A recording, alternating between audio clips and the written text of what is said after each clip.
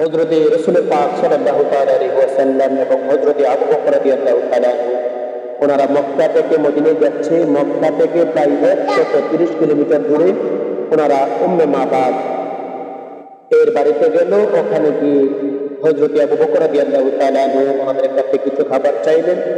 উম্মে মাবাদ বলতেছেন, হুজুর আমার ঘরে কোনো খাবার নাই, যদি থাকতো তাহলে আপনাদেরকে আমি আমার যা আছে সমস্ত কিছু আমি দিয়ে দিতাম। হযরতে আবু বকরের সামনে তাকিয়ে দেখতেছেন একটি অসুস্থ বৃদ্ধ বকরি বসে আছে। হযরতে আবু বকর রাদিয়াল্লাহু তাআলা বললেন, মা আপনি যদি অনুমতি দেন আমরা ওই বকরি থেকে কিছু দুধ গ্রহণ করব। উম্মে মাবাদ হাসতেছে আর বলতেছেন, হুজুর এটা বয়স তো রিজেক্ট, এটার বয়স হয়ে গেছে, এটা রিজেক্ট হয়ে গেছে, তার থেকে দুধ আপনি কিভাবে পাবেন? তারপরে হযরতে আবু বকর রাদিয়াল্লাহু তাআলা অনুমতি নিয়ে যখন ওই বকরির মধ্যে রাসূল পাক সাল্লাল্লাহু তাআলা সাল্লাম হাত বুলিয়ে দিলেন, দুধের সাগর, দুধের ফোয়ারা হয়ে গেল। সুবহানাল্লাহ সুবহানাল্লাহ সুবহানাল্লাহ।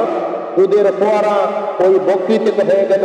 হযরতে আবু বকর রাদিয়াল্লাহু তাআলা প্রথমে উম্মে মাবাদকে খাইতে দিলেন, তারপরে ওনারা ভক্ষণ করলেন। সুবহানাল্লাহ সুবহানাল্লাহ সুবহানাল্লাহ।